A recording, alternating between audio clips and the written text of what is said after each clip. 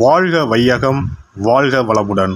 அனைத்து உறவுகளுக்கும் இனிய வணக்கம். நாம் தற்போது 2025ஆம் ஆண்டின் இறுதியை நெருங்கிக் கொண்டிருக்கிறோம். 2026ஆம் ஆண்டின் முதல் மாதமான ஜனவரி மாதத்தில் நுழைய உள்ளோம். நிகழும் ஸ்ரீ மங்களகரமான விசுவாச ஆண்டு மார்கழி மாதம் 17ஆம் நாள் திரியோதசி திதியில் ரோகிணி நட்சத்திரத்தில் சுபம் நாமயோகத்தில் கௌளவம் கர்ணத்தில் சித்த யோகத்தில் வியாழக்கிழமை அன்று இந்த மகத்தான ஜனவரி மாதம் பிறக்கின்றது. இந்த மாதத்தில் பல கிரகங்கள் தங்களின் நிலைகளை மாற்ற உள்ளன. ஜோதிட சாஸ்திரப்படி ஜனவரி 1, 2026இல் கிரகங்களின் சிறப்பு சேர்க்கையால் உருவாகும் மிகப்பெரிய யோகமான சங்கோண யோகம் ஒரு சில ராசிக்காரர்களுக்கு மங்களகரமானதாகவும் அதிர்ஷ்டமானதாகவும் வாழ்வில் புதிய வெளிச்சம் தருவதாகவும் அமையும். ஜனவரி மாதம் 13ஆம் தேதி செல்வத்தின் அதிபதியான சுக்கிர பகவான் மகர ராசிக்கு செல்ல உள்ளார். ஜனவரி மாதம் 15ஆம் தேதி கிரகங்களின் தலைவனாக கருதப்படும் சூரிய பகவான் மகர ராசிக்குள் நுழைய உள்ளார். ஜனவரி மாதம் 16ஆம் தேதி கிரகங்களின் தளபதியான செவ்வாய் பகவான் மகர ராசியில் சஞ்சரிக்க உள்ளார்.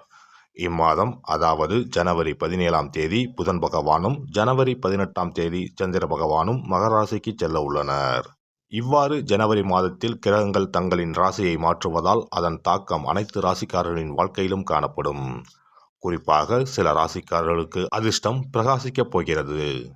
இதன் விளைவாக தொழில் மற்றும் வணிகத்தில் நல்ல முன்னேற்றம் ஏற்பட போகிறது. அதே சமயம் ஆரோக்கியமும் சிறப்பாக இருக்கப் போகிறது. மேலும் சில ராசிக்காரர்களுக்கு கண்டமும் காத்திருக்கிறது. உயிர் போகும் ஆபத்து கூட வரலாம். எச்சரிக்கையாக இருக்கவும். யமனே எதிரில் வந்தாலும் சிவனின் அருள் இருந்தால் எதிலும் வெற்றி பெறலாம். சிவ வழிபாடு கர்ம வினைகளை அளிக்கும். இந்த கிரகங்களின் பெயர்ச்சியால் இம்மாதம் உங்கள் வாழ்வில் நடக்க இருக்கும் சுப மற்றும் அசுப பலன்கள் என்ன என்பதனையும், அசுப பலன்கள் ஏற்படுமாயின் ராசிக்காரர்கள் செய்ய வேண்டிய பரிகாரம் என்ன, வழிபட வேண்டிய தெய்வம் யார் என்பதனை பற்றியும் விரிவாக காண்போம். பிறக்கப் போகும் இம்மாதத்தில் உங்கள் வாழ்வில் வளமும் நலமும் செல்வ செழிப்பும் பெற்று வாழ்வின் உயரிய நிலையை அடைய எல்லாம் வல்ல எம்பெருமானை வேண்டி விரும்பி கேட்டுக்கொள்கிறேன். ரிஷபராசி அன்பர்களே, இந்த மாதம் நினைத்த காரியத்தை செய்து முடிக்கும் சூழ்நிலை உருவாகும். பண வசதி கூடும். தெய்வ சிந்தனை அதிகரிக்கும். வாழ்க்கையில் இருந்த அதிருப்தி நீங்கி பிடிப்பு உண்டாகும். எதிர்பார்த்த தகவல் வந்து சேரும். இடமாற்றம் உண்டாகலாம். எதிர்பாராத திடீர் செலவுகளும் உண்டாகும். தொழில் வியாபாரத்தில் திடீர் செலவுகள் ஏற்படும். எதிர்பார்த்த லாபம் குறையும். புதிய ஆர்டர்களுக்காக கூடுதலாக அலைய வேண்டியிருக்கும். உத்தியோகத்தில் இருப்பவர்கள் கடுமையாக உழைக்க வேண்டியிருக்கும். குடும்பத்தில் அடுத்தவர்களால் திடீர் பிரச்சனைகள் தாய் தூக்கலாம். உங்களது கருத்துக்கு மாற்று கருத்து உண்டாகலாம். கணவன் மனைவிக்கு இடையே மனம் விட்டு பேசுவது நன்மை தரும். பிள்ளைகளிடம் கவனமாக பேசுவது நல்லது. பெண்களை பொறுத்தவரை மனதில் இருந்த சோர்வு நீங்கி உற்சாகம் உண்டாகும். எதிர்பார்த்த தகவல் சாதகமாக வந்து சேரும். பணவரத்து கூடும். மாணவர்களுக்கு கல்வியில் முன்னேற்றம் காண்பதில் ஆர்வம் உண்டாகும். மனதில் உற்சாகம் ஏற்படும். நட்சத்திர பலன்கள். கார்த்திகை நட்சத்திரம். இந்த மாதம் கடந்த காலத்தில் உங்களை விட்டு சென்றவர்கள் விரும்பி வந்து சேர்வார்கள். உறவு பலப்படும். தொலைபேசி தொடர்பு மூலமாக சிலர் புதிய தொழில் ஒப்பந்தங்களை ஏற்படுத்தி லாபம் தேடும் முயற்சியில் ஈடுபடலாம். குடும்பத்தில் மகிழ்ச்சிக்கு குறைவு இருக்காது. சுப நிகழ்ச்சிகள் இடம்பெறும். ரோகிணி நட்சத்திரம். இந்த மாதம் சில அத்தியாவசிய தேவைகளுக்கு செலவு செய்ய பண பற்றாக்குறையை சந்திக்க நேரலாம். ஒரு பிரச்சனை முடிந்ததும் இன்னொரு பிரச்சனை உருவாகலாம். ஆனாலும் மகிழ்ச்சியாக இருப்பீர்கள். உங்கள் பிரச்சனைகள் எவ்வளவு இருந்தாலும் தோல்வியும் தோய்வும் இல்லாமல் சமாளித்து ஜெயிக்கலாம். மிருகசிரிசம் நட்சத்திரம். இந்த மாதம் எடுத்த காரியங்களில் உடனே வெற்றி ஏற்படும். சில காரியங்களில் தாமதமாக வெற்றி ஏற்படும். உங்கள் விடாமுயற்சிதான் உங்களுக்கு வெற்றியை தேடித்தரும். பழகும் நண்பர்களை எடை போட முடியாது. வெளுத்தது எல்லாம் பால் என்று நம்பும் உங்கள் பெருந்தன்மையை கொஞ்சம் ஒதுக்கி வைக்கவும். கனகதாரா சோஸ்திரம் பாராயணம் செய்து வர பண தட்டுப்பாடு நீங்கும். குடும்பத்தில் மகிழ்ச்சியான நிலை உண்டாகும். சிறப்பு தொகுப்பு. கண் திருஷ்டிகள் அகன்று தடைப்பட்டு கொண்டிருக்கும் காரியங்கள் நிறைவேற செய்ய வேண்டிய பரிகாரம் என்ன என்பதனை பற்றி காண்போம். வாழ்க்கையில் நல்ல நிலையில் இருந்தவர்கள் கூட திடீரென்று பொருளாதாரம் இழந்து மன கஷ்டங்களுடன் வாழும் நிலை ஏற்படும். இந்த நிலை எதனால் ஏற்பட்டது என்று ஆராய்ந்து பார்த்தால் பெரும்பாலும் அவர்களின் மீதான கண் திருஷ்டிதான் காரணமாக இருக்கும். கல்லடி பட்டாலும் கண்ணடி படக்கூடாது என்று சொல்வார்கள் அல்லவா, அது உண்மைதான். இது போன்ற பிறரின் பொறாமை கொண்ட கண் திருஷ்டியினால் பலரின் வாழ்க்கை சிரமத்திற்கு ஆளாக நேரிடும். இது போன்ற கண் திருஷ்டிகளிலிருந்து எப்படி தப்பிப்பது? இருக்கவே இருக்கிறது எளிதாக கிடைக்கும் ஊமத்தஞ்செடி. தெய்வ சக்தி நிறைந்த செடியாக கருதப்படும் ஊமத்தஞ்செடியின் காய், பூ, இலைகள் என அனைத்தும் தீய சக்திகள் விரட்ட பரிகாரத்துக்கு பயன்படுகிறது. பொதுவாக ஊமத்தம் காய்க்கு கெடுதலை அகற்றக்கூடிய சக்தி உண்டு. நம் வீட்டில் உள்ள எதிர்மறை சக்தியை அகற்றுவதற்கு ஊமத்தங்காய் தீபம் சிறந்த பரிகாரமாகிறது. தெய்வீக மகத்துவம் நிறைந்த ஊமத்தங்காய் மற்றும் பூவையும் எடுத்துக்கொள்ளுங்கள்.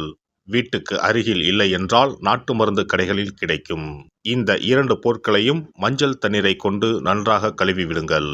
சிறிது நேரம் அவற்றிலுள்ள ஈரம் போக ஆறவிட்டு பிறகு அவற்றை ஒரு மஞ்சள் துணியில் குலதெய்வத்தை வேண்டி ₹1 நாணயத்தோடு சேர்த்து முடிந்து வீட்டின் நிலைப்படியில் கட்டி தொங்க விடுங்கள். இந்த முடிச்சை வெள்ளிக்கிழமை அல்லது ஞாயிற்றுக்கிழமைகளில் தயார் செய்து வாசல் படியில் கட்டுவது சிறப்பு. தினமும் வீட்டில் தீபம் ஏற்றி காண்பிக்கும் போது இந்த முடிச்சுக்கும் காண்பிக்கவும். இதேபோல் ஊமத்தம் இலைகள் கிடைத்தால் அந்த இலைகளை சுத்தமான மஞ்சள் தண்ணீரில் கழுவிவிட்டு அவற்றை கொண்டு வீட்டில் இருக்கும் விநாயகருக்கு திங்கள் கிழமைகளில் தொடர்ந்து அர்ச்சனை செய்து வர வேண்டும். ஊமத்தம் பூவையும் விநாயகருக்கு சூட்டலாம். 3 வாரங்கள் தொடர்ந்து திங்கள் கிழமைகளில் விநாயகருக்கு ஊமத்தை இலையால் அர்ச்சனை செய்து ஊமத்தம் பூவை சூட்டி வழிபட்டால் வீட்டில் உள்ள கெட்ட சக்தி நடமாட்டம் மற்றும் கண் திருஷ்டிகள் தீரும். ஊமத்தம் செடியும் சிவபெருமானுக்கு உகந்த இலை ஆகும். இந்த ஊமத்தங்காய் வைத்து சிவபெருமானுக்கு தீபம் ஏற்றி வழிபடுவதன் மூலம் நமது பிரச்சனைகளில் இருந்து எளிதாக விடுபட முடியும். முதலில் 2 ஊமத்தங்காய்களை எடுத்துக்கொள்ள வேண்டும். அவற்றின் மீது முட்கள் இருப்பதால் மிகவும் கவனமாக கையாள வேண்டும். ஊமத்தங்காயின் காம்பு பகுதிகளை வெட்டி கொண்டு கத்தியை பயன்படுத்தி ஊமத்தங்காயின் உள்ளே இருக்கும் விதை பகுதியை முழுவதுமாக நீக்கிவிட வேண்டும். பின்னர் 2 அகல் விளக்குகள் மற்றும் விளக்கு வைப்பதற்கான 2 தட்டுகளை எடுத்து சுத்தம் செய்து அவற்றிற்கு மஞ்சள் குங்குமம் போட்டு வைத்துக் கொள்ள வேண்டும். பின்னர் 2 தட்டின் மீதும் ஒவ்வொரு அகல் விளக்கை வைத்துக் கொள்ள வேண்டும். அதன் பிறகு எப்போதும் பூஜை செய்வதற்கு வைப்பது போன்ற வெத்தலைப்பாக்கு, பழம் போன்றவற்றை வைத்துவிட்டு 2 விளக்குகளையும் ஏற்றி சிவபெருமானை மனதார வேண்டிக் கொள்ள வேண்டும். எனக்கு இருக்கும் பிரச்சனைகள் அனைத்தும் தீர்ந்து இன்பமான வாழ்க்கை கிடைக்க வேண்டும் என வேண்டிக் கொள்ள வேண்டும்.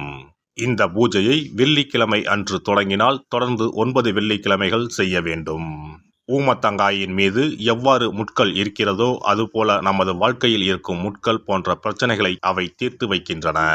இந்த பூஜையை நாம் தொடர்ந்து செய்து வருவதால் நம் மீது இருக்கும் கண் திருஷ்டிகள் அகன்றுவிடும்.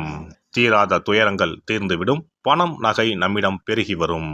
சிலருக்கு கையில் சுத்தமாக பணம் இருக்காது. வறுமை தாண்டவமாடும். கடன் தொல்லையால் கஷ்டப்படுவார்கள். பண பிரச்சனையில் சிக்கி கொண்டிருப்பவர்கள் இந்த தீபத்தை ஏற்றினால் 3 வாரங்களில் நல்ல பலனை பெற முடியும். தொழிலில் நல்ல முன்னேற்றம் இருக்கும். கடன் பிரச்சனைகள் தீரும். உறவினர்களிடையே பகைமை இருந்தால் அவையும் மறைந்துவிடும். நோய்வாய் உள்ளவர்கள் இந்த தீபத்தை ஏற்றுவதன் மூலம் நல்ல பலனை பெற முடியும். பொதுவாகவே எந்த பரிகாரம் என்றாலும் அதை முழு நம்பிக்கையுடன் செய்தால் மட்டுமே முழு பலன் கிடைக்கும் என்பதை நினைவில் கொள்ளுங்கள். எல்லாம் வல்ல இறையருளால் நீங்களும் உங்கள் அன்பு குடும்பமும் உடல் நலம், நீலாயுள், நிறை செல்வம், உயர் புகழ், மெய்ஞானம் ஓங்கி வாழ்க வளமுடன். இந்த வீடியோ பதிவு உங்களுக்கு பிடித்திருந்தால் லைக் பண்ணுங்க, கமெண்ட் பண்ணுங்க, ஷேர் பண்ணுங்க. மறக்காம சப்ஸ்கிரைப் பண்ணுங்க. பக்கத்துல இருக்கிற பெல் பட்டனை கிளிக் பண்ணுங்க. நன்றி, வணக்கம். ஓம் நமச்சிவாய. சிவாய நம.